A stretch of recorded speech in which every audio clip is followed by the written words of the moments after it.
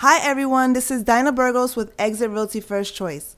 This is the 2013 guide that will help a buyer answer the question, should I buy a house now or should I wait? In this video, I'll be covering cost versus price, will interest rates go up or down, the new mortgage guidelines that are in the works, and how is this going to affect a buyer that qualifies right now for a mortgage. And the most important, the cost of waiting 1 year to buy a house. As a buyer, will I be able to afford the same exact house a year from now? Now let's jump right into it. Let's break this down to cost versus price. Price is really important to a seller, and that's short-term price. What is the price going to be in the next 6 months? That's what a seller wants to know or needs to know. For a buyer needs to know, what are my long-term costs for buying that house? And there's a big difference between short-term price and long-term cost. Now, I know that price goes into the cost equation. Of course it does. But so does interest rates. So on that note, let's get into interest rates. As you can see, here we went back a year. From January 2011, interest rates were 4.75.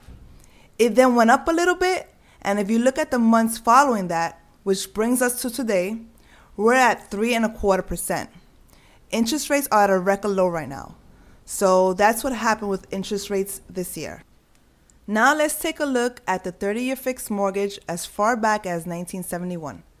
The years are across the bottom and the interest rates are on the left-hand side. Yes, interest rates did go as high as 18% back in 1980. Okay, so this dotted red line is the 6% interest rate. Interest rates have been above that line all the way up until the crash in 2007. And after that, it's been below that. We're definitely going to see interest rates correct itself. But because these interest rates have been so low, housing has been so affordable for so many people. But things might be changing. Which brings me into this next report, mortgage rates moving forward. According to the Mortgage Bankers Association, they predicted that rates on a 30-year fixed mortgage are expected to rise come 2013. So what does this mean to you as a buyer or a seller? Let's look at payments based on interest rates. Along the bottom is the loan amount. So if you go right to left, this is an example of a depreciating market. And from top to bottom on the left-hand side is the interest rates. So as you can see here, even if prices are declining and interest rates are rising, the monthly mortgage payments, the long-term cost of that house continues to rise. So this goes back to what I was talking about earlier, cost versus price. This shows that what should really be important to a buyer is long-term cost. Let's take an example of a $200,000 house to keep the numbers simple. Now let's just take the smallest increase of 2.44% and play with that, and let's put that to this table. Let's assume that this house today is valued at $200,000, and by the end of next year, if we look at these numbers at an increase of 2.44%, this house will be valued at almost $205,000. It would have gone up almost $5,000. But let's take a look at interest rates. If what the Mortgage Bankers Association projects is accurate, and we do hit the 4.4% by the end of 2013, now we have an increase in price and an increase in interest rates. So let's take a look at this same exact house and how does it affect the cost of a long-term house. If you buy this same exact house a year later at a 4.4% interest rate, you'll be paying $127 a month, more than if you would have purchased the same exact house right now at a 3.5 interest rate. Now, if you take that extra $127 and then multiply by 12 months, that's around $1,500 difference. Now, if you take that $1,500 and multiply that on a 30-year mortgage, that's an extra $45,000 for the same exact house.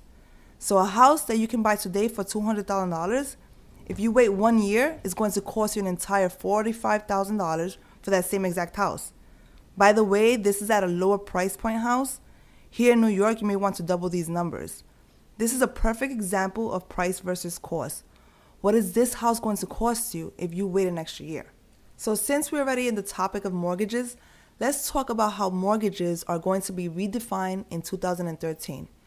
Congress is going to get together to set the guidelines to define what is a quality mortgage, and anyone who doesn't fit into those guidelines may not be able to get a loan guaranteed by the government. Now, buyers will still be able to get a mortgage, but if they don't qualify for the quality mortgage, they'll end up falling under the non-quality mortgage, and that'll just mean that they're going to pay more. So the rules that exist now enables a buyer to get a loan for 30 years. We don't even know if that's even going to exist next year. And as tough as the standards are right now to qualify for a mortgage, those standards are probably going to get even tougher next year when those guidelines change. So I'm going to finish up this video with this.